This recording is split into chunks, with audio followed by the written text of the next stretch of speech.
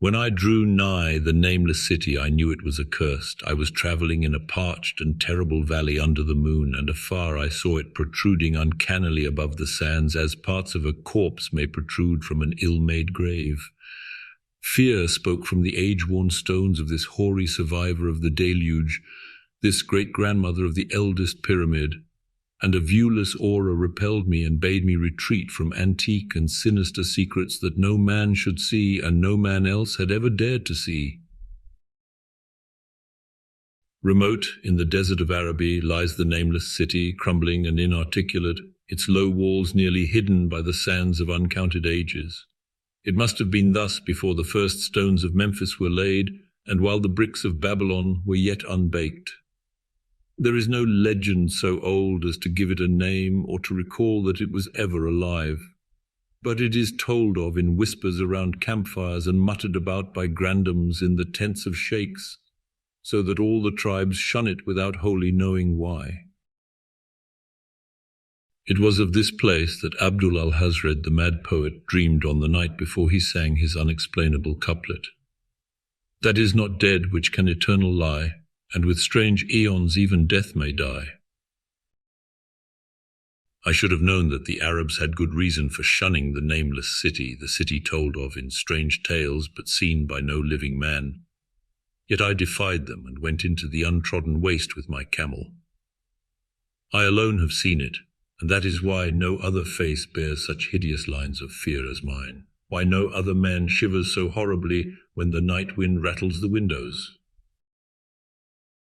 When I came upon it in the ghastly stillness of unending sleep, it looked at me, chilly from the rays of a cold moon amidst the desert's heat. And as I returned its look, I forgot my triumph at finding it, and stopped still with my camel to wait for the dawn. For hours I waited, till the east grew grey and the stars faded, and the grey turned to rosal light edged with gold. I heard a moaning and saw a storm of sand stirring among the antique stones, though the sky was clear and the vast reaches of the desert still. Then suddenly, above the desert's far rim, came the blazing edge of the sun, seen through the tiny sandstorm which was passing away. And in my fevered state I fancied that from some remote depth there came a crash of musical metal to hail the fiery disk as Memnon hails it from the banks of the Nile. My ears rang and my imagination seethed as I led my camel slowly across the sand to that unvocal stone place, that place too old for Egypt and Meroe to remember, that place which I alone of living men had seen. In and out amongst the shapeless foundations of houses and palaces I wandered, finding never a carving or inscription to tell of those men, if men they were, who built the city and dwelt therein so long ago. The antiquity of the spot was unwholesome, and I longed to encounter some sign or device to prove that the city was indeed fashioned by mankind. There were certain proportions and dimensions in the ruins which I did not like. I had with me many tools and dug much within the walls of the obliterated edifices, but progress was slow and nothing significant was revealed. When night and the moon returned, I felt a chill wind which brought new fear, so that I did not dare to remain in the city. And as I went outside the antique walls to sleep, a small sighing sandstorm gathered behind me, blowing over the grey stones, though the moon was bright and most of the desert still. I awaked just at dawn from a pageant of horrible dreams, my ears ringing as from some metallic peal. I saw the sun peering redly through the last gusts of a little sandstorm that hovered over the Nameless City and marked the quietness of the rest of the landscape. Once more I ventured within those brooding ruins that swelled beneath the sand like an ogre under a coverlet, and again dug vainly for relics of the forgotten race. At noon I rested, and in the afternoon I spent much time tracing the walls and the bygone streets and the outlines of the nearly vanished buildings. I saw that the city had been mighty indeed, and wondered at the sources of its greatness. To myself I pictured all the splendors of an age so distant that Chaldea could not recall it, and thought of Sarnath the Doomed, that stood in the land of Manar when mankind was young, and of Ib, that was carven of grey stone before mankind existed. All at once I came upon a place where the bedrock rose stark through the sand and formed a low cliff, and here I saw with joy what seemed to promise further traces of the antediluvian people. Hewn rudely on the face of the cliff were the unmistakable facades of several small squat rock houses or temples, whose interiors might preserve many secrets of ages too remote for calculation, though sandstorms had long since effaced any carvings which may have been outside. Very low and sand-choked were all of the dark apertures near me, but I cleared one with my spade and crawled through it, carrying a torch to reveal whatever mysteries it might hold. When I was inside, I saw that the cavern was indeed a temple, and beheld plain signs of the race that had lived and worshipped before the desert was a desert. Primitive altars, pillars, and niches, all curiously low, were not absent, and though I saw no sculptures nor frescoes, there were many singular stones clearly shaped into symbols by artificial means. The lowness of the chiseled chamber was very strange, for I could hardly more than kneel upright. But the area was so great that my torch showed only part at a time. I shuddered oddly in some of the far corners, for certain altars and stones suggested forgotten rites of terrible, revolting, and inexplicable nature, and made me wonder what manner of men could have made and frequented such a temple. When I had seen all that the place contained, I crawled out again, avid to find what the other temples might yield. Night had now approached, yet the tangible things I had seen made curiosity stronger than fear, so that I did not flee from the long moon-cast shadows that had daunted me when first I saw the Nameless City. In the twilight I cleared another aperture and with a new torch crawled into it, finding more vague stones and symbols, though nothing more definite than the other temple had contained. The room was just as low, but much less broad, ending in a very narrow passage crowded with obscure and cryptical shrines. About these shrines I was prying when the noise of a wind and of my camel outside broke through the stillness and drew me forth to see what could have frightened the beast. The moon was gleaming vividly over the primeval ruins, lighting a dense cloud of sand that seemed blown by a strong but decreasing wind from some point along the cliff ahead of me. I knew it was this chilly, sandy wind which had disturbed the camel, and was about to lead him to a place of better shelter, when I chanced to glance up and saw that there was no wind atop the cliff. This astonished me and made me fearful again, but I immediately recalled the sudden local winds I had seen and heard before at sunrise and sunset, and judged it was a normal thing. I decided that it came from some rock fissure leading to a cave, and watched the troubled sand to trace it to its source, soon perceiving that it came from the black orifice of a temple a long distance south of me, almost out of sight. Against the choking sand cloud I plodded toward this temple, which as I neared it loomed larger than the rest, and showed a doorway far less clogged with caked sand. I would have entered had not the terrific force of the icy wind almost quenched my torch. It poured madly out of the dark door, sighing uncannily as it ruffled the sand and spread about the weird ruins. Soon it grew fainter, and the sand grew more and more still, till finally all was at rest again. But a presence seemed stalking among the spectral stones of the city, and when I glanced at the moon it seemed to quiver as though mirrored in unquiet waters. I was more afraid than I could explain, but not enough to dull my thirst for wonder. So as soon as the wind was quite gone, I crossed into the dark chamber from which it had come. This temple, as I had fancied from the outside, was larger than either of those I had visited before, and was presumably a natural cavern, since it bore winds from some region beyond. Here I could stand quite upright, but saw that the stones and altars were as low as those in the other temples. On the walls and roof I beheld for the first time some traces of the pictorial art of the ancient race, curious curling streaks of paint that had almost faded or crumbled away, and on two of the altars I saw with rising excitement a maze of well-fashioned curvilinear carvings. As I held my torch aloft, it seemed to me that the shape of the roof was too regular to be natural, and I wondered what the prehistoric cutters of stone had first worked upon. Their engineering skill must have been vast. Then a brighter flare of the fantastic flame showed me that for which I had been seeking, the opening to those remoter abysses whence the sudden wind had blown, and I grew faint when I saw that it was a small and plainly artificial door chiseled in the solid rock. I thrust my torch within, beholding a black tunnel with the roof arching low over a rough flight of very small, numerous and steeply descending steps. I shall always see those steps in my dreams, for I came to learn what they meant. At the time I hardly knew whether to call them steps or mere footholds in a precipitous descent.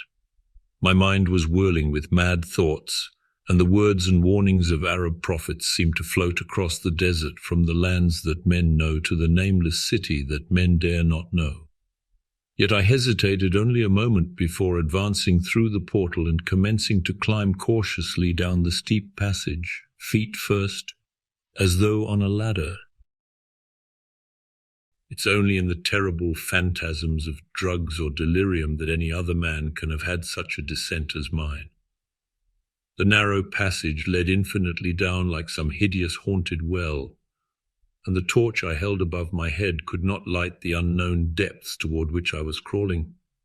I lost track of the hours and forgot to consult my watch, though I was frightened when I thought of the distance I must be traversing. There were changes of direction and of steepness, and once I came to a long, low-level passage where I had to wriggle feet first along the rocky floor, holding my torch at arm's length beyond my head. The place was not high enough for kneeling. After that were more of the steep steps, and I was still scrambling down interminably when my failing torch died out. I do not think I noticed it at the time, for when I did notice it, I was still holding it high above me as if it were ablaze. I was quite unbalanced, with that instinct for the strange and the unknown which has made me a wanderer upon earth and a haunter of far, ancient and forbidden places. In the darkness there flashed before my mind fragments of my cherished treasury of demoniac lore, sentences from Al-Hazred the Mad Arab, paragraphs from the apocryphal nightmares of Damascus, and infamous lines from the delirious Image du Monde of Gautier de Metz. I repeated queer extracts and muttered of Afrasiab and the demons that floated with him down the Oxus, later chanting over and over again a phrase from one of Lord Dunsany's tales, the unreverberate blackness of the abyss. Once when the descent grew amazingly steep, I recited something in sing-song from Thomas Moore until I feared to recite more. O reservoir of darkness, black as witches' cauldrons are, when filled with moon drugs in the eclipse distilled, leaning to look if foot might pass, down through that chasm I saw beneath, as far as vision could explore, the jetty sides as smooth as glass, looking as if just varnished ore with that dark pitch the sea of death throws out upon its slimy shore. Time had quite ceased to exist when my feet again felt a level floor, and I found myself in a place slightly higher than the rooms in the two smaller temples now so incalculably far above my head. I could not quite stand, but could kneel upright, and in the dark I shuffled and crept hither and thither at random. I soon knew that I was in a narrow passage whose walls were lined with cases of wood having glass fronts. As in that Paleozoic and abysmal place I felt of such things as polished wood and glass, I shuddered at the possible implications. The cases were apparently ranged along each side of the passage at regular intervals and were oblong and horizontal, hideously like coffins in shape and size. When I tried to move two or three for further examination, I found they were firmly fastened. I saw that the passage was a long one, so floundered ahead rapidly in a creeping run that would have seemed horrible had any eye watched me in the blackness, crossing from side to side occasionally to feel of my surroundings and be sure the walls and rows of cases still stretched on. Man is so used to thinking visually that I almost forgot the darkness and pictured the endless corridor of wood and glass in its low-studded monotony as though I saw it. And then, in a moment of indescribable emotion, I did see it. Just when my fancy merged into real sight, I cannot tell, but there came a gradual glow ahead, and all at once I knew that I saw the dim outlines of the corridor and the cases, revealed by some unknown subterranean phosphorescence. For a little while all was exactly as I had imagined it, since the glow was very faint. But as I mechanically kept on stumbling ahead into the stronger light, I realized that my fancy had been but feeble. This hall was no relic of crudity like the temples in the city above, but a monument of the most magnificent and exotic art. Rich, vivid, and daringly fantastic designs and pictures formed a continuous scheme of mural painting whose lines and colors were beyond description. The cases were of a strange golden wood, with fronts of exquisite glass, and contained the mummified forms of creatures outreaching in grotesqueness the most chaotic dreams of man. To convey any idea of these monstrosities is impossible. They were of the reptile kind, with body lines suggesting sometimes the crocodile, sometimes the seal, but more often nothing of which either the naturalist or the paleontologist ever heard. In size, they approximated a small man, and their forelegs bore delicate and evidently flexible feet, curiously like human hands and fingers. But strangest of all were their heads, which presented a contour violating all known biological principles. To nothing can such things be well compared. In one flash I thought of comparisons as varied as the cat, the bulldog, the mythic satyr, and the human being. Not Jove himself had so colossal and protuberant a forehead, yet the horns and the noselessness and the alligator-like jaw placed the things outside all established categories. I debated for a time on the reality of the mummies, half suspecting they were artificial idols, but soon decided they were indeed some Paleogean species which had lived when the Nameless City was alive. To crown their grotesqueness, most of them were gorgeously enrobed in the costliest of fabrics, and lavishly laden with ornaments of gold, jewels, and unknown shining metals. The importance of these crawling creatures must have been vast, for they held first place among the wild designs on the frescoed walls and ceiling. With matchless skill had the artist drawn them in a world of their own, wherein they had cities and gardens fashioned to suit their dimensions. And I could not but think that their pictured history was allegorical, perhaps showing the progress of the race that worshipped them. These creatures, I said to myself, were to the men of the Nameless City what the she-wolf was to Rome, or some totem beast is to a tribe of Indians. Holding this view, I thought I could trace roughly a wonderful epic of the Nameless City, the tale of a mighty sea-coast metropolis that ruled the world before Africa rose out of the waves, and of its struggles as the sea shrank away, and the desert crept into the fertile valley that held it.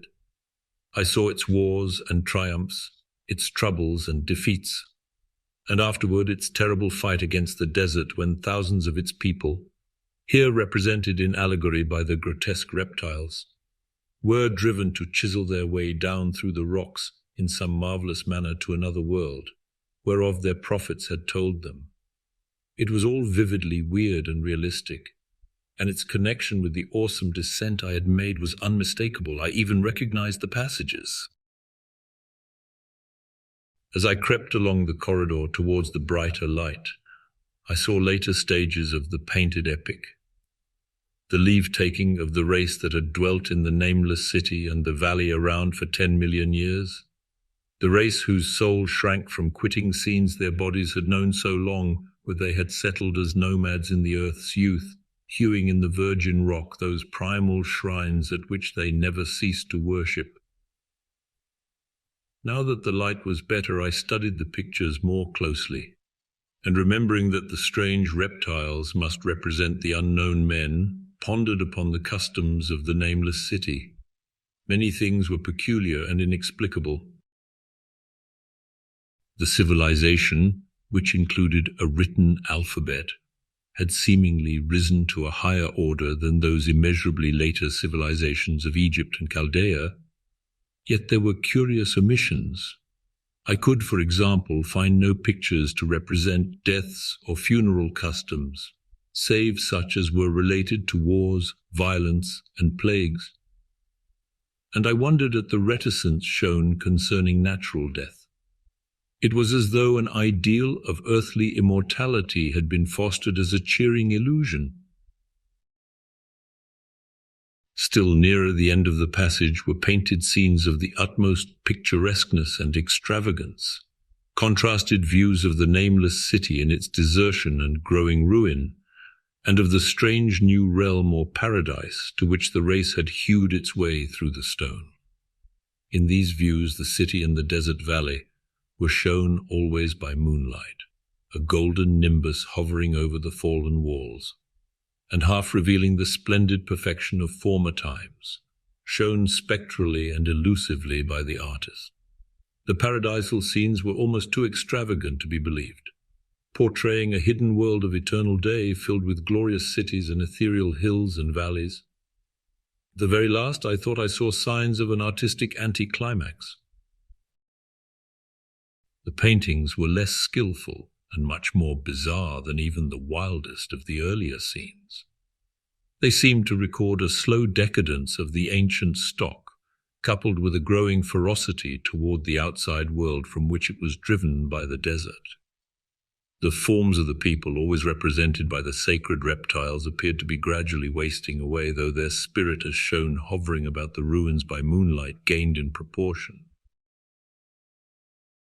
Emaciated priests, displayed as reptiles in ornate robes, cursed the upper air and all who breathed it. And one terrible final scene showed a primitive-looking man, perhaps a pioneer of ancient Irem, the city of pillars, torn to pieces by members of the elder race.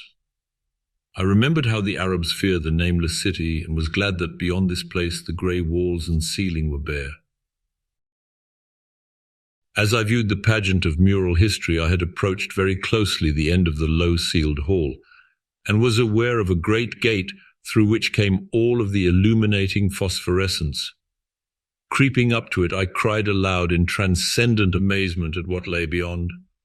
For instead of other and brighter chambers, there was only an illimitable void of uniform radiance, such as one might fancy when gazing down from the peak of Mount Everest upon a sea of sunlit mist. Behind me was a passage so cramped that I could not stand upright in it. Before me was an infinity of subterranean effulgence. Reaching down from the passage into the abyss was the head of a steep flight of steps, small numerous steps like those of the black passages I had traversed. But after a few feet, the glowing vapors concealed everything. Swung back open against the left-hand wall of the passage was a massive door of brass, incredibly thick and decorated with fantastic bas-reliefs, which could, if closed, shut the whole inner world of light away from the vaults and passages of rock. I looked at the steps, and for the nonce dared not try them. I touched the open brass door and could not move it. Then I sank prone to the stone floor, my mind aflame with prodigious reflections which not even a death-like exhaustion could banish. As I lay still with closed eyes, free to ponder, many things I'd lightly noted in the frescoes came back to me with new and terrible significance, scenes representing the Nameless City in its heyday, the vegetation of the valley around it, and the distant lands with which its merchants traded. The allegory of the crawling creatures puzzled me by its universal prominence, and I wondered that it should be so closely followed in a pictured history of such importance. In the frescoes, the Nameless City had been shown in proportions fitted to the reptiles. I wondered what its real proportions and magnificence had been, and reflected a moment on certain oddities I had noticed in the ruins. I thought curiously of the lowness of the primal temples and of the underground corridor, which were doubtless hewn thus out of deference to the reptile deities there honoured, though it perforce reduced the worshippers to crawling. Perhaps the very rites had involved a crawling in imitation of the creatures. No religious theory, however, could easily explain why the level passage in that awesome descent should be as low as the temples, or lower, since one could not even kneel in it. As I thought of the crawling creatures whose hideous mummified forms were so close to me, I felt a new throb of fear. Mental associations are curious, and I shrank from the idea that except for the poor primitive man torn to pieces in the last painting, mine was the only human form amidst the many relics and symbols of primordial life. But as always in my strange and roving existence, wonder soon drove out fear, for the luminous abyss and what it might contain presented a problem worthy of the greatest explorer. That a weird world of mystery lay far down that flight of peculiarly small steps I could not doubt, and I hoped to find there those human memorials which the painted corridor had failed to give. The frescoes had pictured unbelievable cities, hills, and valleys in this lower realm, and my fancy dwelt on the rich and colossal ruins that awaited me. My fears indeed concerned the past rather than the future. Not even the physical horror of my position in that cramped corridor of dead reptiles and antediluvian frescoes, miles below the world I knew and faced by another world of eerie light and mist, could match the lethal dread I felt at the abysmal antiquity of the scene and its soul. An ancientness so vast that measurement is feeble seemed to leer down from the primal stones and rock-hewn temples in the Nameless City, while the very latest of the astounding maps in the frescoes showed oceans and continents that man has forgotten, with only here and there some vaguely familiar outline. Of what could have happened in the geological eons since the painting ceased and the death-hating race resentfully succumbed to decay, no man might say. Life had once teemed in these caverns and in the luminous realm beyond. Now I was alone with vivid relics, and I trembled to think of the countless ages through which these relics had kept a silent and deserted vigil. Suddenly there came another burst of that acute fear which had intermittently seized me ever since I first saw the terrible valley and the nameless city under a cold moon. And despite my exhaustion, I found myself starting frantically to a sitting posture and gazing back along the black corridor toward the tunnels that rose to the outer world. My sensations were much like those which had made me shun the nameless city at night, and were as inexplicable as they were poignant. In another moment, however, I received a still greater shock in the form of a definite sound, the first which had broken the utter silence of these tomb-like depths. It was a deep, low moaning, as of a distant throng of condemned spirits, and came from the direction in which I was staring. Its volume rapidly grew till soon it reverberated frightfully through the low passage, and at the same time I became conscious of an increasing draught of cold air, likewise flowing from the tunnels and the city above. The touch of this air seemed to restore my balance, for I instantly recalled the sudden gusts which had risen around the mouth of the abyss each sunset and sunrise, one of which had indeed served to reveal the hidden tunnels to me. I looked at my watch and saw that sunrise was near, so braced myself to resist the gale which was sweeping down to its cavern home as it had swept forth at evening. My fear again waned low, since a natural phenomenon tends to dispel broodings over the unknown. More and more madly poured the shrieking, moaning night wind into that gulf of the inner earth. I dropped prone again and clutched vainly at the floor for fear of being swept bodily through the open gate into the phosphorescent abyss. Such fury I had not expected, and as I grew aware of an actual slipping of my form toward the abyss, I was beset by 1,000 new terrors of apprehension and imagination. The malignancy of the blast awakened incredible fancies. Once more I compared myself shudderingly to the only other human image in that frightful corridor, the man who was torn to pieces by the nameless race, for in the fiendish clawing of the swirling currents there seemed to abide a vindictive rage all the stronger because it was largely impotent. I think I screamed frantically near the last. I was almost mad. But if I did so, my cries were lost in the hell-born babble of the howling wind wraiths. I tried to crawl against the murderous invisible torrent, but I could not even hold my own as I was pushed slowly and inexorably toward the unknown world.